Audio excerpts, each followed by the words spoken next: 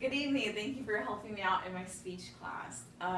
So the speech that we have to give out today is a training speech. So this is something that I know how to do on a day-to-day basis. So the thing that I would like to show you or teach you guys about is how to change a tire.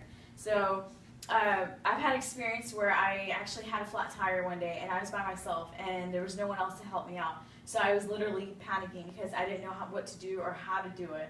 So eventually I pulled over onto the side and someone actually pulled over and actually ended up helping me out and changing my tire. So from that day on I realized that I have to learn how to change a tire because that's something that is really crucial, and especially when you're a driver, especially no matter if you're a new driver or an old driver, that's one thing that you should know how to do. Just simple basic things about a car you should know all how to do. So it doesn't matter if you're a girl or if you're a guy, it doesn't make a difference. You should know how to do it because you can't depend on others. You really can't. You have to know how to do things on your own, right?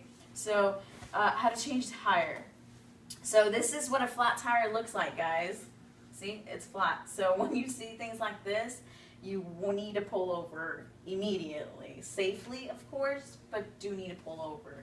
And here's a rule of thumb that I've learned is that usually when I get in my car, before I get in my car, I make one circle around my car usually, just to make sure that everything looks okay before I even get into the car. So if I see a tire that's looking a little low, then I know the first thing I need to do is go get an air check and get my tires inflated, right? So that's what it looks like. Here's some things that you should always keep in the trunk because you will need it if you ever do get a flat tire. Here's spare tire that's inflated properly. You want to make sure your spare tire is inflated because there's no point of replacing a deflated tire with another deflated tire. There's no purpose in that. Tire blocks, gloves, and flashlights are optional to have, but jack and a lug wrench are, and you must have those. So to change tire. And the first thing is find a safe spot to pull over. So if you're on a freeway, turn your emergency lights on and pull over to the side. And there's a shoulder lane usually, so you can set your car on the shoulder lane, or you can take the next exit to be safe. But make sure you want to do it safely and do not stop in the middle. Houston already has so much traffic. We don't need any more than that, okay? But again, make sure your parking brake is on when you do pull over, so you don't want your car to roll over on you or anyone else for that matter. 2, turn on your hazard lights. Like I said, you can turn them on immediately when you realize something's going wrong, or you can turn them on as soon as you pull over. And this helps other cars and other people to know that there's something wrong with your car and that you will be walking around, so that way you don't get hurt and that way they know not to run into you or anything like that, right?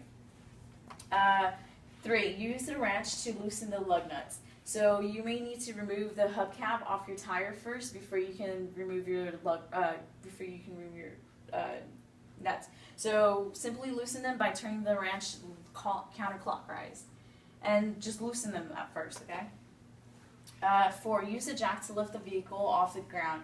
So usually all cars have a spot on the bottom where you can put your jack, and you just put it there and then you lift it off at least 6 inches off the ground for the tires so you can actually do everything.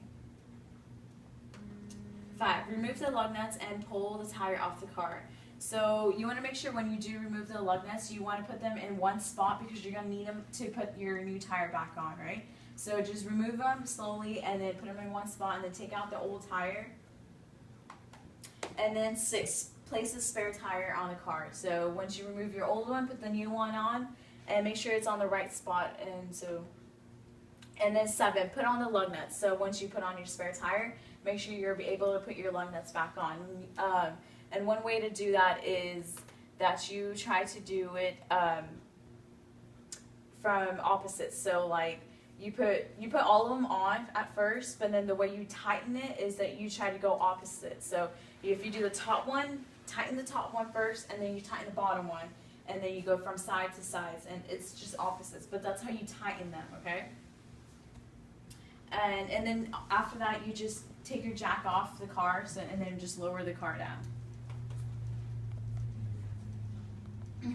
9, you can do the lug nuts, the tightening of the lug nuts before or after you lower the car of the vehicle.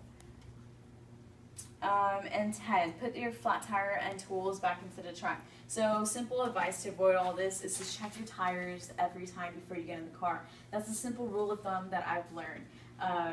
You know, before I get into the car, I usually make one round in the car just to make sure that everything looks okay and is ready to go. So if I see a tire that's, you know, seems a little low, then I know the first stop I need to do is stop at an air check place and get my tires checked and inflated if anything. That's just a rule of thumb that I live by now. I learned the hard way.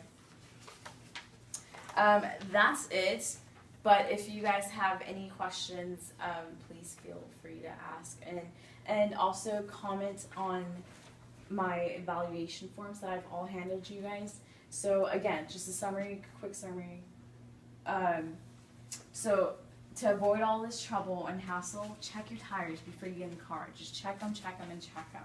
And 2, if you do get, you know, if you ever do have a problem, make sure you always want to pull over safely, turn your hazard lights on, put your brakes on, and then just start removing, you know, put the jack on and then loosen your wheels and stuff like that. Just do all that slowly, step by step, and you can always call for help. And another thing, on your license, there's a number. If you turn your license on the back, there's a number on there, and it's a toll-free number, I believe. And if you ever get stranded anywhere, and it's a Texas number, so you can call that number, and they'll be able to. It's roadside assistance as on behalf of Texas, so they would come and help you guys out. I don't know what the fees are, and it depends on where you guys are at and whatnot, but that's another thing. So if you guys ever do get confused or don't know who to call, it's on the number is just back on your license card, and it's there to help you guys out. So if you do have things like this or anything else, you can always call that number and they'll be able to help you out. But thank you so much. Bye. 6:50.